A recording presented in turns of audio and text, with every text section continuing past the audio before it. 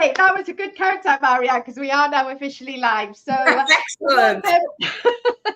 Usually can take a couple of minutes for people to sort of access the live. So I won't sort of talk too quickly because there may be people joining us. But just to say a happy, fun Friday to everybody, and as well as you, Marianne. And my husband will kill me for this, but it's also Happy's birthday. So, and I know he's listening. Pembroke's So, happy. a very happy birthday to Happy Pete. You'll kill me afterwards for mentioning it. That's fine. Yeah, absolutely. We've all got to celebrate. As I say, I know your post today was all about age and numbers, and it is just a number. It's a mindset. So yeah, absolutely. But for those of you that have just joined us, welcome. We did take a little mini break during the August summer period because everybody was flying away on holiday. So we are now back for sunny September. Well, not much sunshine. I don't know if you've got any where you are, Marianne. It's pretty grey here. No, it's wet. Yeah, it's good for the garden, so that's okay. Yeah, I think we sort of hit in autumn, I was going to say, quite quickly. Not that we've had a fantastic, summer anyway, but anyway, so hopefully we've got some people joining us. If you have joined us, then do just put a little hello in the comments because we'd love to see you. Otherwise, we don't know that you're with us. And it would be great, even though Marianne and I are quite happy just to talk to ourselves, aren't we, Marianne? But again, we welcome any questions as well. So as you can see, I've got the wonderful Marianne Withers with me, joining me today. So Marianne, would you like to introduce yourself to anybody that's listening right now? Okay, hello. First, I'm going to say Pembroke's happy to your husband. So let's get the kind of happy birthday in Welsh out of the way. Hi, everyone. Hopefully, you all know me. I'm Marianne Withers. What did I say about myself? Extremely passionate about people. Had a huge history in the outsource industry, but also on the client side as well. So I am about to be turning 150, which I think I actually look really, really quite great for 150. So, you look fantastic, Marianne. Yeah, it is 60 really, and it'll be on the 28th of September, getting it out to everyone because I adore my birthday. But no, on a point is that I've given my life completely to help, support, develop, and my growth and development and leadership has been all about people continuously. It is something that I will continue to want to do more and more kind of work with on the customer experience and employee experience entwined, because that's when it becomes really quite exciting. And also, I think a load of people know me for my work as an entrepreneur in residence with Portsmouth University, which is extremely fulfilling. And once again, helping to work with and develop young people, which is absolutely great. And I tell them tales and wonderful things of how amazing the contact center industry is, because, they get such a bad kind of information from people. So that is a really good thing and a great platform to be able to go, no, come, your career could be great with us. So come along. So that's kind of about me. It's all about trying to get everyone to be the best of what they could be. Yeah, absolutely, Marianne. And we both share those passions around people, about service, and about contact centres as well. And I'm with you completely in terms of, I think there's very few people, let's be real about this. There's very few people, youngsters that, maybe leaving their education and thinking, right, where do I want to work? And will, be thinking, yeah, I absolutely want to aspire to work in a contact centre. We've got to be real here. But I owe my career, what I do now. I run my own business. You owe your career. There's so many. I can't think of any other type of working environment where you've got such a wide variety of roles to choose from. There's great career, prospects. I just think you can do whatever you want to do in terms of whether that's, going into a leadership role, whether that's project management, whether that's an IT-based, career. Yeah. And it all fits under one roof, doesn't it? So, anybody listening to this, if you've got sons, daughters, youngsters, family, cousins, etc., make sure that you're always sort of sharing, I guess, just what a fantastic career it can be for any individual that joins in a contact center environment with the right mindset, but also with the right culture. So before I sort of share any more, Marianne, around obviously what we're going to talk about today, because I know you've chosen a topic, I just want to say to people that have joined us, so good morning to Habi. Good morning to Martin Teasdale as well. We're both a fan of Martin, so it's great to see you on this LinkedIn Live, Martin. We've got Chris Richardson as well with us, so good morning to you, and to Trish Green as well. So I will keep an eye on the comments. Sadly, again, this is a bit of a LinkedIn glitch sometimes. It doesn't always show me the comments. I only see sometimes after the event when I'm going into the recording, and I can see it there. But hopefully, fingers crossed, it's going to work today. But Marianne, you've chosen to talk about the subject of the importance of people, how important people are in your working environment, and obviously how people link to delivering great service to customers. So shall we start, I guess, just digging in your mindset, in your head, what's going on there in terms of why do you think people really are or should be at the heart of every organization? Okay, I'm going to chuck a question back at you first. Okay. What makes up the whole world and has done for an awful long time and is at the top of the food chain? I mean, hopefully, that answer is going to be yes, as human beings. So that's the whole point. And what concerns me as we kind of move on is that some people, which is weird because they are human beings, kind of seem to forget that. So if you have a think about it, the whole world, I mean, I have no idea how many people are in the whole world, but the world is made up of human beings, people. So actually, they're vital in absolutely everything that happens. Everyone goes on about AI these days, but simply, it is an enabler. It is there for us wonderful people to be creative, innovative, come with design and utilize it and design it in the right way to get the best out of it.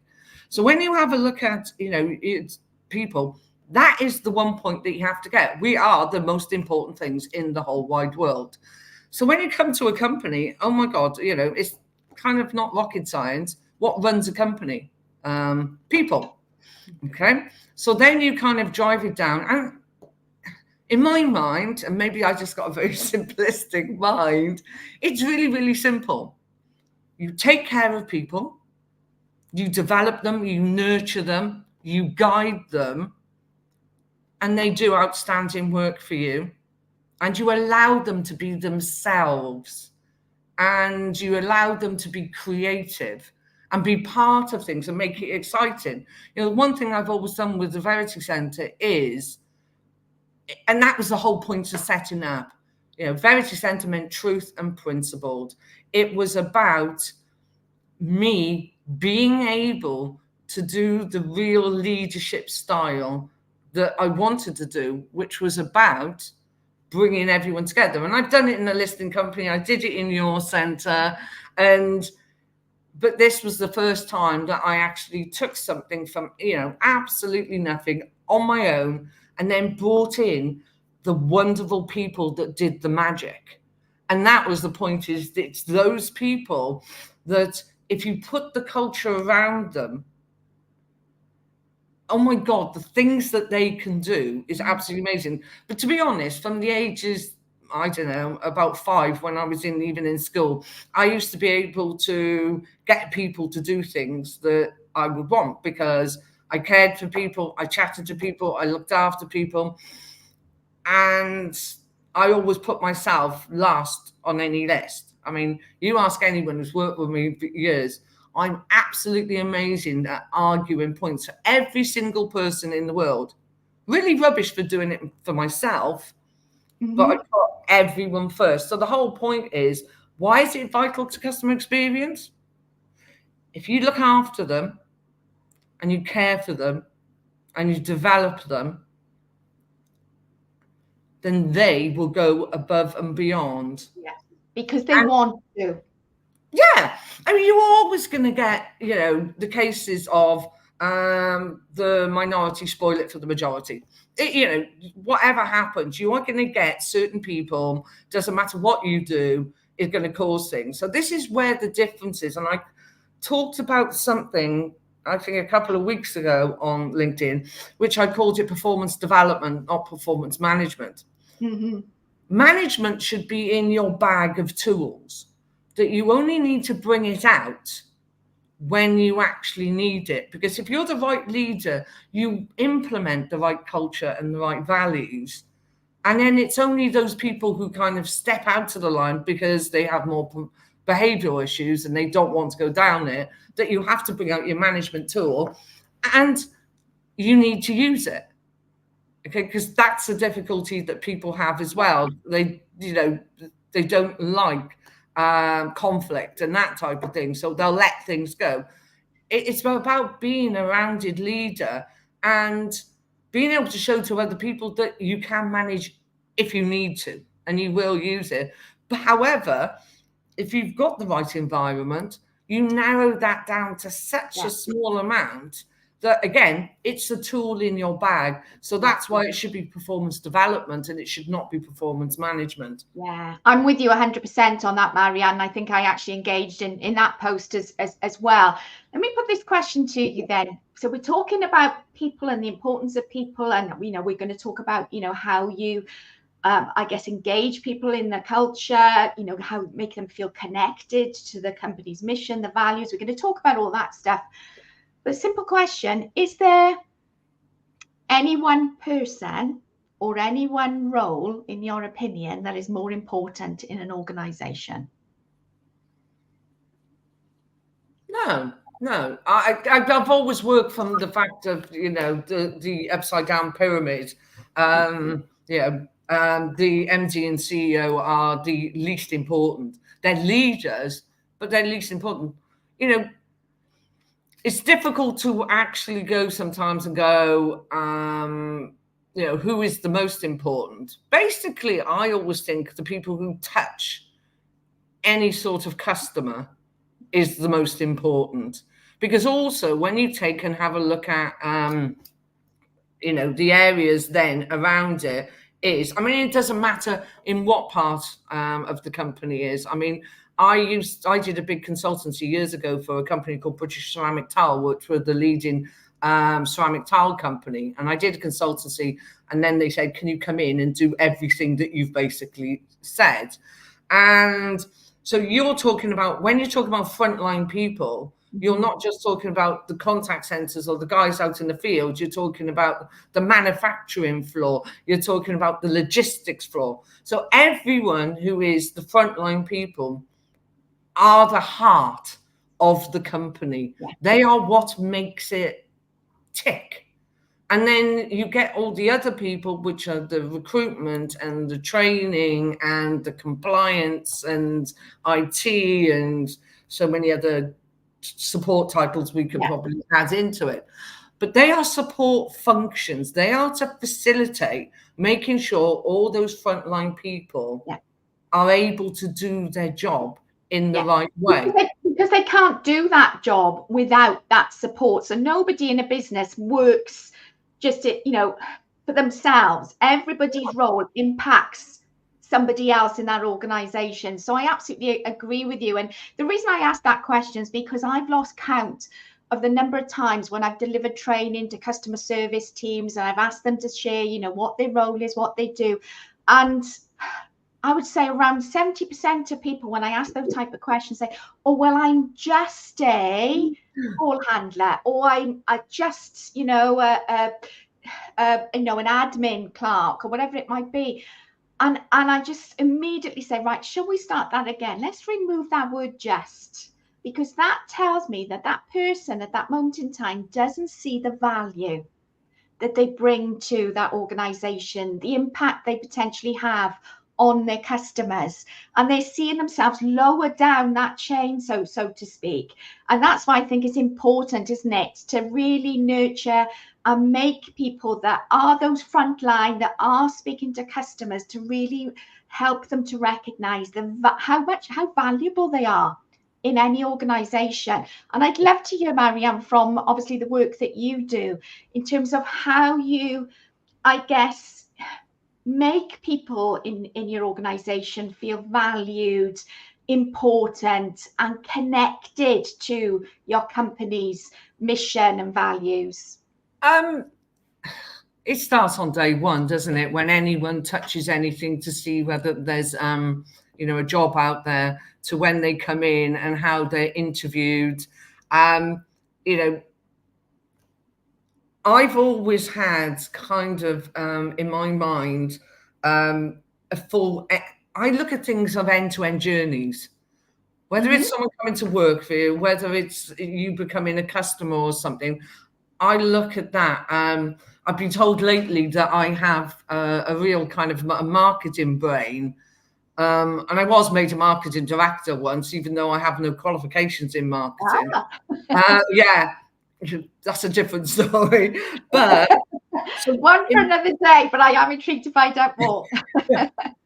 But yeah, in here, I just automatically look and go, when you engage anyone, it is from the first moment that they touch you in any way, whether it is that advert, and then it's the call, then it's going to be, how do you talk to them on the call? Even down to the fact of, I'll give you an example of something. So not Voucher Centre, in YCL. I was talking to a client delivery director, and we were looking at CVs, and because we were bringing in a load of people, and we were very specialist boutique, had about 150 Asians doing medical, insurance, all the type of things that we do now, because that's where we have a vast amount of experience. And I gave these 50 CVs to the client delivery director to review. He came back and said, there's 8 for us to ring. And I kind of went, 8? You ring 8 out of 50. Right, okay.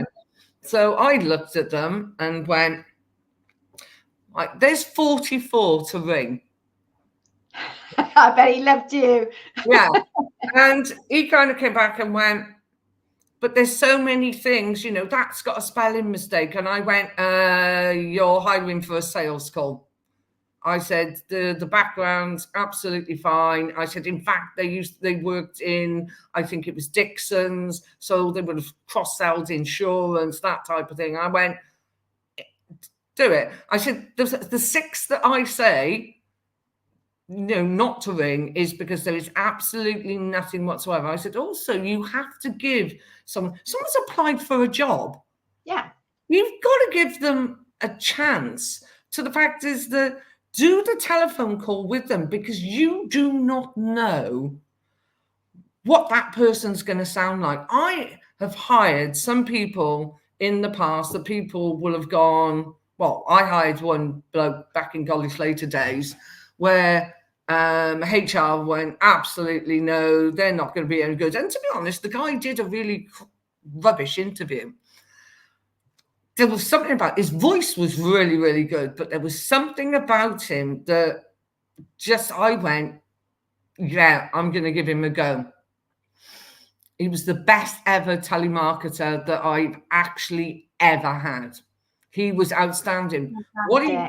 It was really, really weird. He was a very good-looking guy, everything, who had the most massive insecurities that you can imagine of doing face-to-face. And you're kind of like, so these are the things that made me a long time ago, when I'm going back to when I was like in my early 20s, is look at the psychology of it.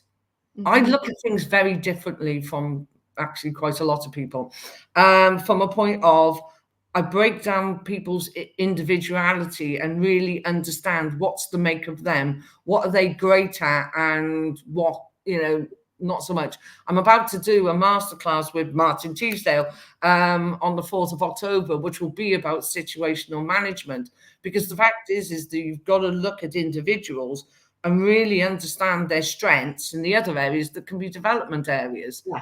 But unless you start talking to someone on the phone and give them a chance, then how do you know? And I also said to this guy, I went, right, okay, so let's go back to the listening company days when we had to hire 100 people for a project. If we worked on your thing of actually looking at 50 CVs and phoning 4, how many people would we have to actually have CVs for to be able to try and hire 100 people? Good point. Yeah. And you know, again, it's, you know, I couldn't agree more in terms of, firstly, a lot of people, you know, lack confidence in an interview. So for you, you know, for your story where you said about, you know, there was just something, your gut instinct, just hearing that person. Yes, okay, they weren't fantastic in an interview situation, but I love the end story there in terms of saying how great that person was. You know, when you said about he's very good looking, I was wondering what you were going to say next.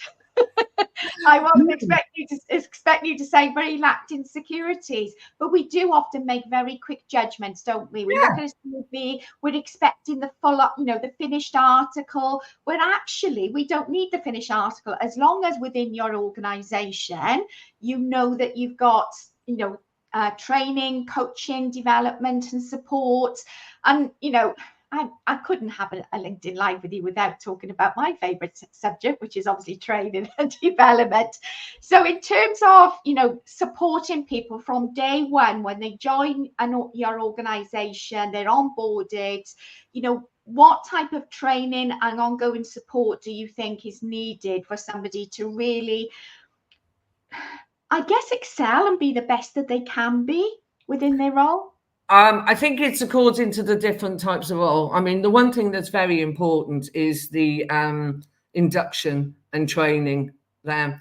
And one of the things that I have found with outside companies in the past, and also BPOs that I went and did kind of work with, that because a lot of times I've been brought in to sort out other people's problems. And the first thing I do is look at the recruitment and look at the training. And it is about that engaging them. Modules that are missing are things like understanding. And also, I have always put in place like marketing models, so people actually understand the reason why they're actually doing it. If you see in a lot of places these days, well, actually, I'm going back to 2000 to now, is that they bring people in, they train them, they put them on the phone. And that is the whole point. Think of the word, they train them. I've always believed that you educate people. I mean, to be honest, you train animals and you train the military. Do I need to change my job title, Marianne? Yeah, education. But no, it's from a point of, there's certain things that you train and that they are very process-driven things.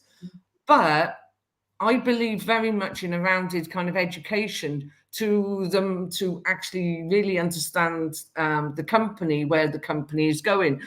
But it's down to the fact of, I believe companies should be more open and transparent in what they actually do. So that initial training, according to what it is, needs to be, you know, very clear. If we took a sales role, you know, we always looked at structural selling, proper structured selling. So, you know, the whole pack to go in proper, i.e. the attention, interest, desire, action.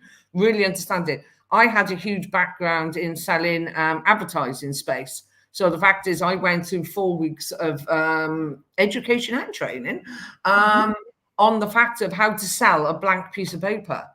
So I've taken an awful lot from, you know, kind of my background of those type of things to really teach people how to sell in the correct way and have relations with people and proper conversations. But then you've got to look at the psychology of selling. Then you've got to look at why people do the marketing to bring it in. So those guys on the phone suddenly got a completely different concept and idea of they're not just going and doing a sales call and, you know, call after call after call. And yeah. Also, look at things like data sessions, actually, and give them, you know, like a 2-hour session on understanding data, the importance of data. You know, if you're doing outbound calling, you know, that data costs money. So I remember writing a blog that went out a number of years ago, and then it went out again, I think, a few years ago.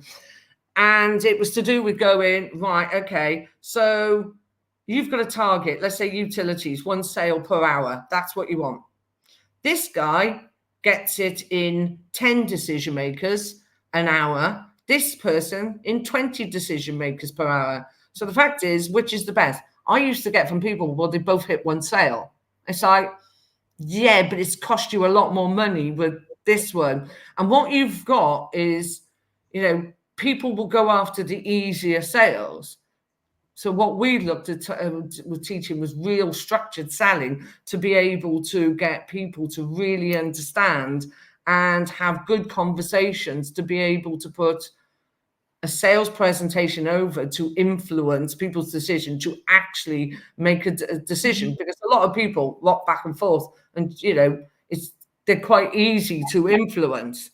So that's on the sales side. On the customer service side, I mean, to be honest, I came from a background originally that I worked for the housing department for 5 years on the front line for 2 of them, with no glass in front of me, had my leg broken by someone who chased me around the advice centre. Oh, wow. Yeah. And, you know, my colleague on the other desk had a phone put in her face, and, you know, there was people again. Yeah. 95% of it, people were wonderful. You know, you're talking about people on the waiting list, the transfer list, you know, people coming in wanting to talk to you about their repairs. You know, social housing is a massive challenge to anyone, and it's a lot more challenging now these days. And taught me my best customer service ever. So when I've ever done anything to do with incoming, whether it's live chat, whether it's email, you know, the communication training and empathy training and vulnerability training that I've always put in and put in now is quite advanced, because, you know, my point is that they're the customer, and you need to simplify the journey completely from the company side to be able to allow your frontline people have the important part, which is the communication. So, you know, taking it on to the next side of it is how many companies make their IT very complicated and got so many systems is difficult, and that poor person on the front line has to juggle so many different things.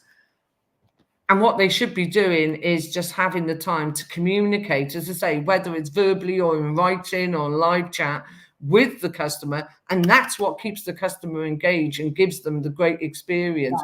And also, when I'm on my little pedestal to do with this, go for it, girl. Stop having a go at people about their AHT and focus on the most important thing, which is first call resolution. Because if you bring down or increase your first call resolution, people will stop phoning back, and then you will have better conversations and you will make customers happier.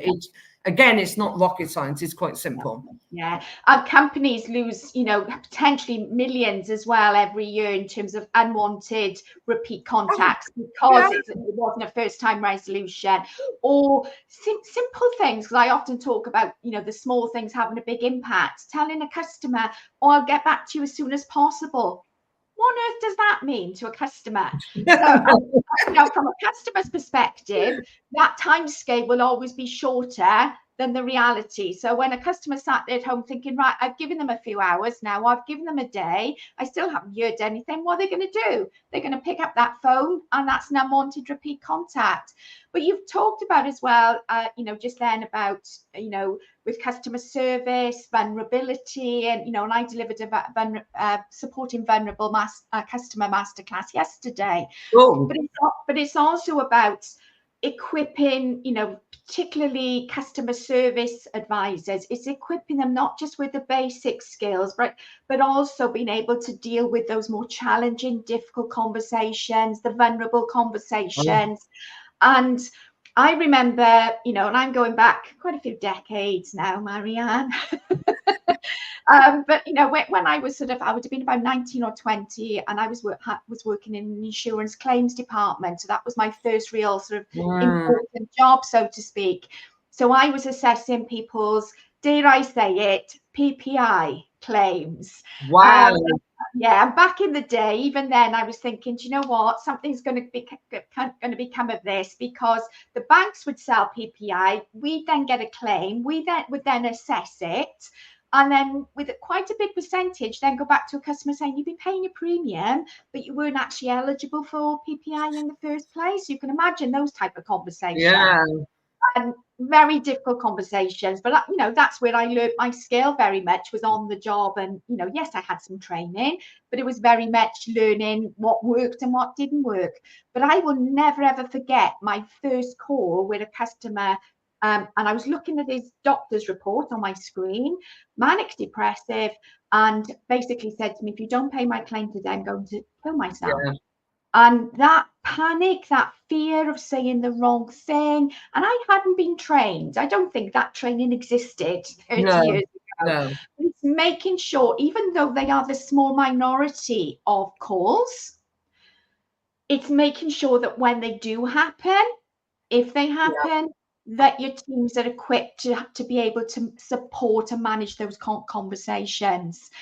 But, talking about the training aspect, Marianne, I'd love your thoughts as well, because I talked earlier this week about the importance of job shadowing. So particularly if you're bringing in support teams and what their training looks like.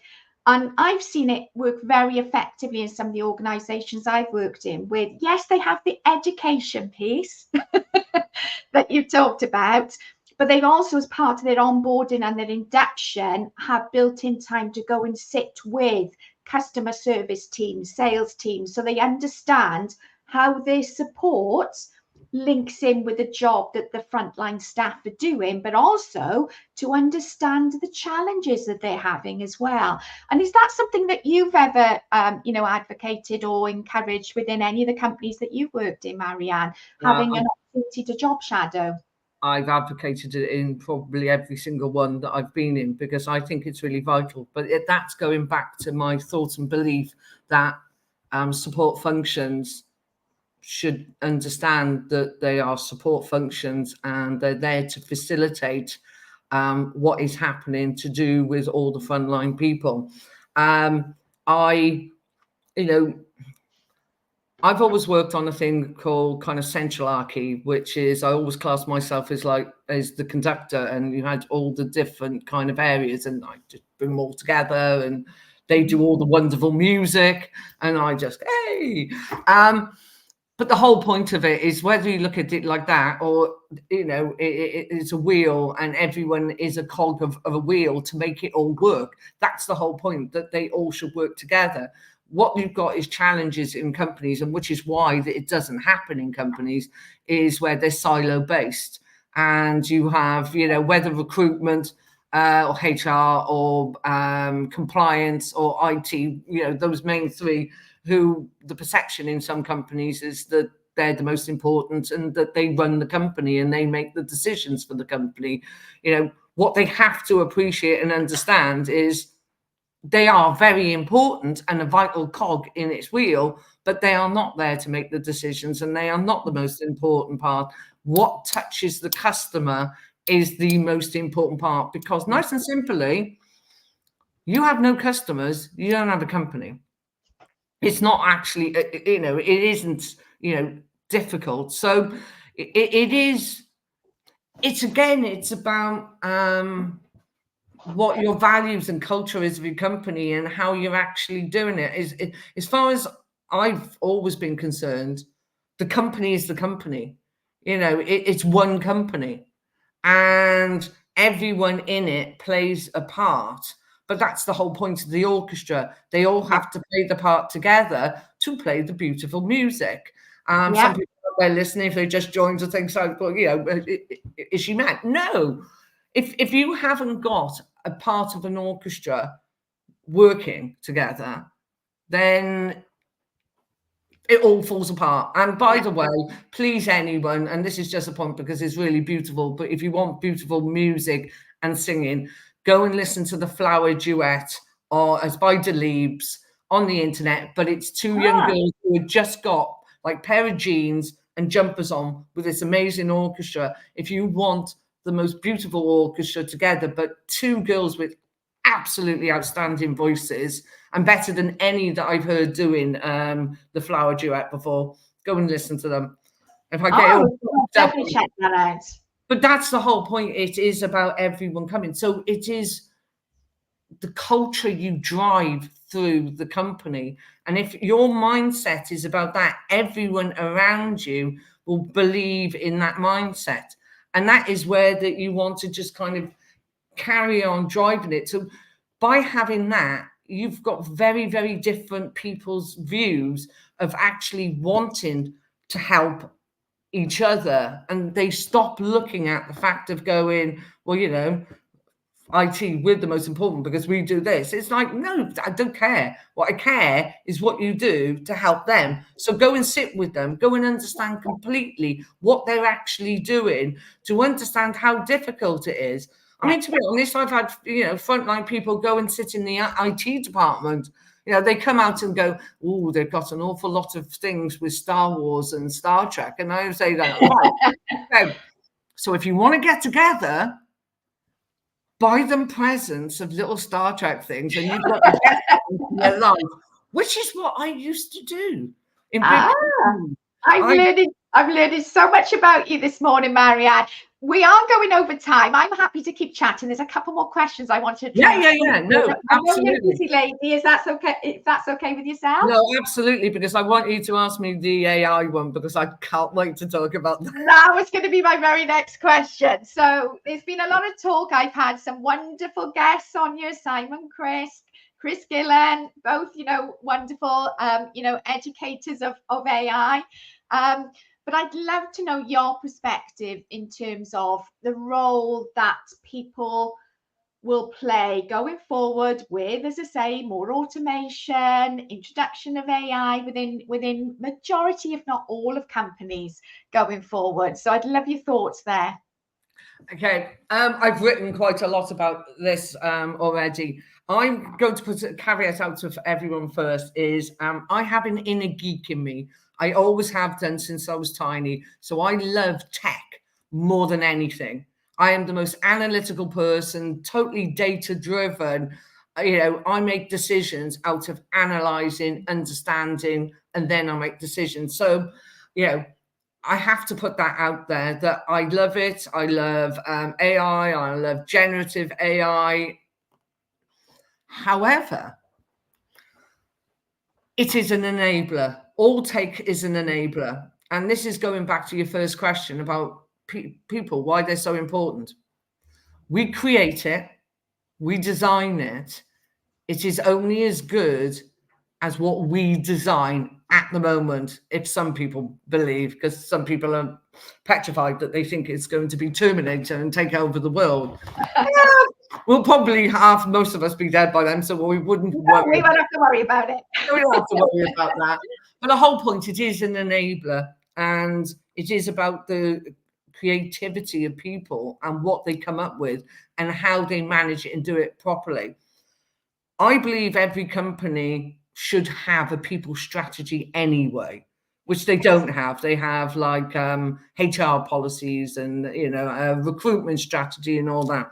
I think you should have a people strategy. However, I believe alongside AI, you need a very strategic people approach to it to understand what they're doing. I've sat on far too many things now that, the AI companies are going, oh, it's so wonderful, it's absolutely great. And basically it's going to give you higher level, absolutely great calls. Sat on one yesterday that basically got told by someone it's going to bring the average handling time down. I had to stop myself making any comment or anything like that and I just was like,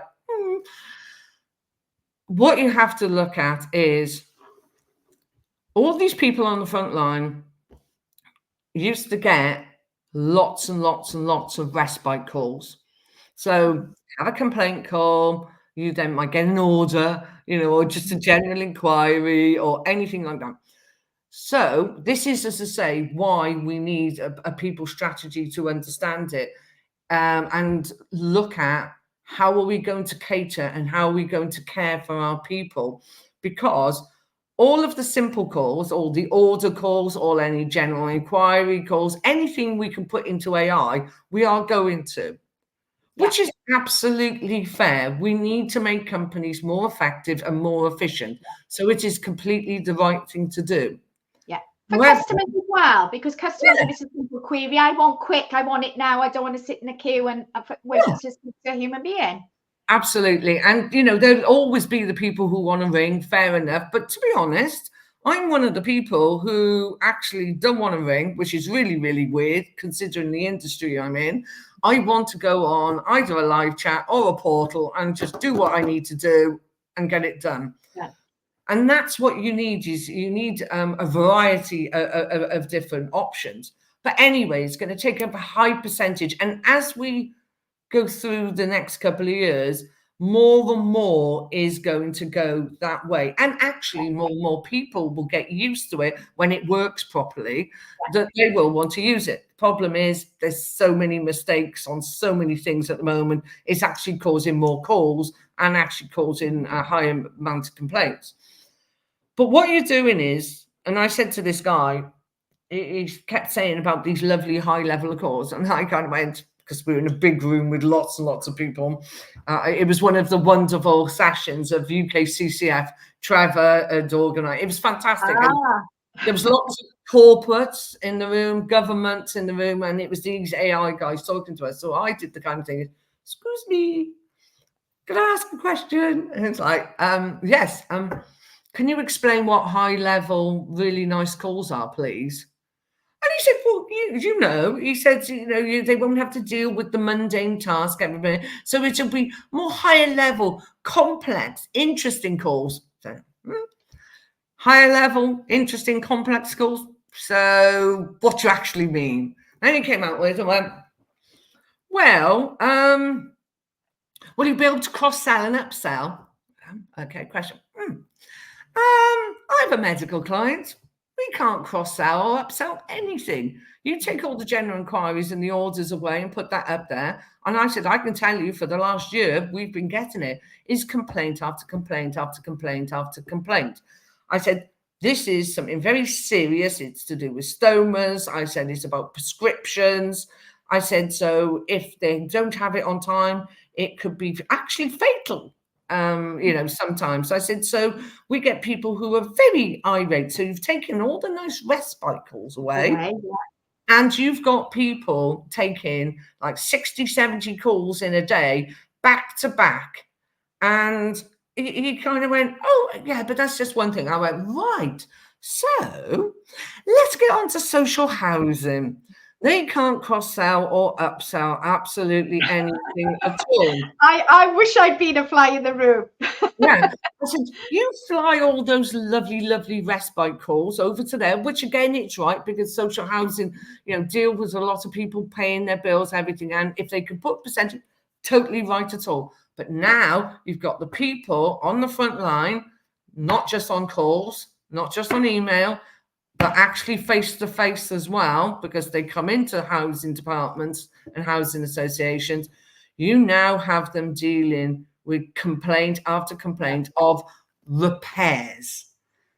And I said, it's constant. I said, and what you've got most of the time is that the repair isn't, because there's different levels of repairs, and whether it's first line, and it's something simple that's going to take about a week to do, or sometimes 3 months to do.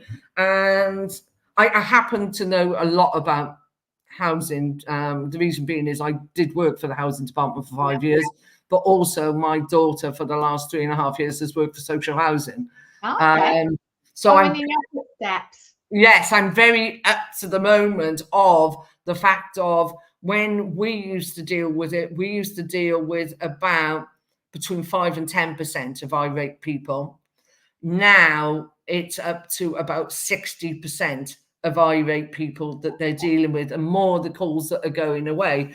So and that takes its toll, doesn't it? If you're dealing with that call after call after call after call, and you're doing that for 6 or 7 hours in a day, it's painful. And this is why I say that if you are going to, well, everyone is, I mean, if you look at anyone purchasing new systems, everything on their list of things, they've all written AI. Oh God, they're all writing ChatGPT on it as well, which is quite funny. But the whole point is let's just talk about generative AI, which ChatGPT is.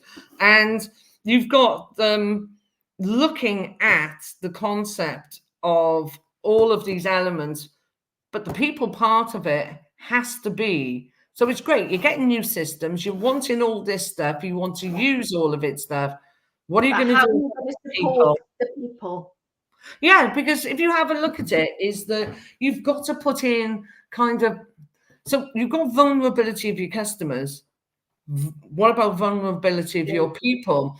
And you just have to be in a position from when people come in to work for you that you're honest and truthful of what they get. So I've seen that too many over the years. It's a great role, it's a wonderful role, and we're a brilliant company, come and join us and all that. And then they end up doing, absolutely 100% outbound sales calls, and then they wonder why they leave within a short length of time. You have to be honest. You have to go through. You've got to look at tenacity with people, and then you've got to look at their, education and training and development and nurturing, but also when something happens. So as an example, with one of our with the medical client, we had a lady on the phone who this guy actually just went off completely, and he said he was going to commit suicide. And she, because of the training that we had given her, she was absolutely amazing. She talked to him, kept him on the phone while her colleague next to her contacted the main office, our client. We contacted his doctor. We got his doctor to go out to the house, and we just kept him talking while we were doing this and while the doctor got there. Afterwards, we took her off the phone. We took her into a room. We got her a cup of tea. We got her biscuits. We sat down and just let her talk to us and just say how she was feeling and all that. And then we were just going, do you realize how amazing you are? That was the most absolutely fantastic call. And all of your colleagues around were listening in awe on how fantastic you were. That would have taken its toll on that person. And, if going back to what we were talking about earlier about AHT and all that side of things, the last thing you'd want to do is then put that person who's just taken that really difficult call straight into, right, take the next call. No, you can't do it.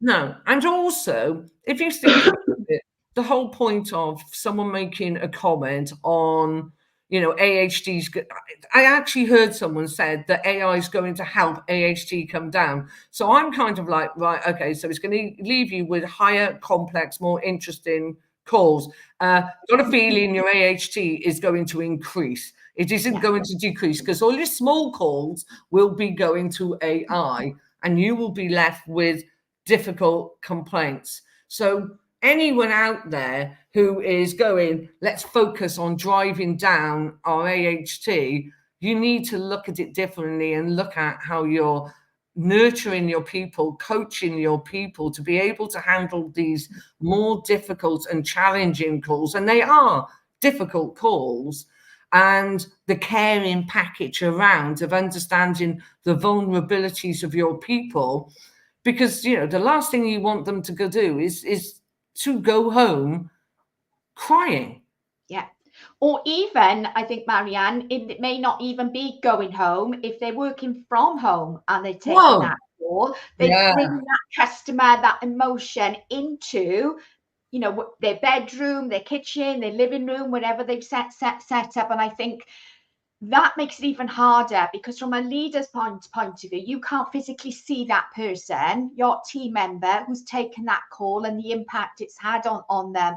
But I mean, I've really enjoyed listening. I've learned a lot about you as well in this last 50 minutes, Marianne.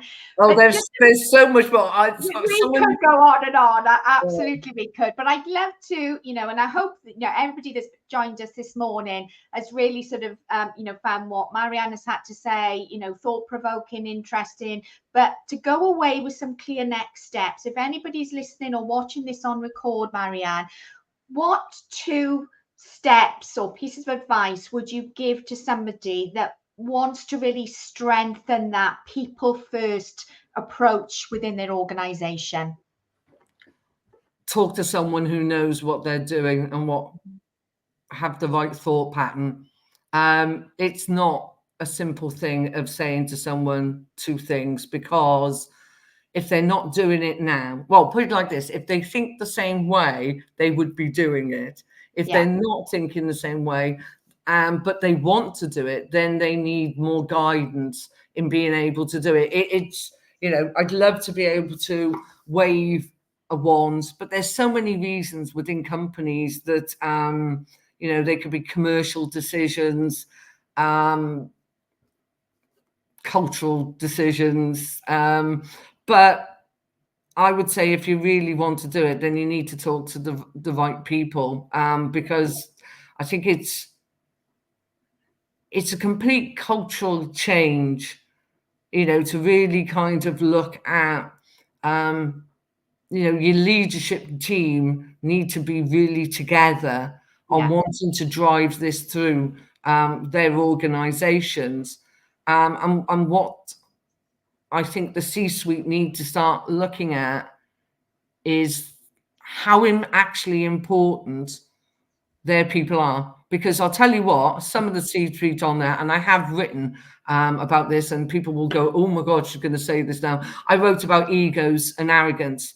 And the whole point is that there is still within a lot of C-suite so much. Thing is, arrogance on its own it's not bad, because, I mean, God, as I normally quote, Shane Warne was so arrogant, but he was the best spin bowler in the whole world. So you kind of go, fair enough. It's not. It's when you mix ego and arrogance together. And that is the difficulty that you have to look at, is in the board, who's making the decisions, because, they're people as well. Yes. And, sometimes maybe you need to remove them and look at the fact that, if you want to change and you want to become very people focused, to be able to be customer focused, then actually at the board level, maybe there needs to be a bit of a change. Have you got the right people? Maybe a few more women onto your boards. Oh, I said it. You're not going to get any disagreement from me there, Marianne. Look, lovely. I know you're a very busy lady, and it's, I haven't seen your choices on my Fun Friday playlist post yet this morning. I have done it. Right. Number one, finish off. Number 1, absolutely London Calling, The Clash. Number 2, Life on Mars, of course, David Bowie. And number 3, Love Will Tear Us Apart, Joy Division. Yeah, you couldn't have a top 3 without Joy Division in there when it's on L. But I mean, that was the toughest for me this week. I had a list of 65 songs to start with. Oh, God, how on earth am I so going to many. get this down? So many great ones. And if any of you who are still with us and listened to this, go and check it out on my Yes. Friday playlist, and you'll see what I mean. There's some fantastic songs. But I hope you're going to listen to some of them, Marianne, because that's what it's all about. It's about spreading a bit of fun Friday joy to everybody. So, you know, whatever songs you like, whatever songs you choose, just get them played within your day. It'll automatically put a smile on your face. Oh. Marianne, chatting to you this morning has put a big smile on my face. Lovely. You know, so glad that you were able to sort of join me today. And I'm gonna, you know, this is probably the only work thing I'm gonna do today, because I've already said it is Happy's birthday. There I go again. Yeah. I can't see his expression. He's sitting in the living room, so not sure what we're gonna do yet today. But it's only important that we do something fun for his birthday. But it's been an absolute pleasure chatting to you, Marianne, and I hope those of you that have joined us today have found it valuable, interesting, and fun as well. But I'm going to let you go and enjoy the rest of your day, Marianne, whatever you're up to. Peter said thanks. Yay! You know, again, just let us know via the comments, any feedback. And if you're watching this on recording, also welcome. If you want to get in touch with me or Marianne and let us know what you found of value, then we'd appreciate that as well. But Marianne, you have a fantastic Friday. You do. Go and give Peter an absolute massive hug and have so much fun. We absolutely will. You take care. Thanks everybody for joining us. Bye.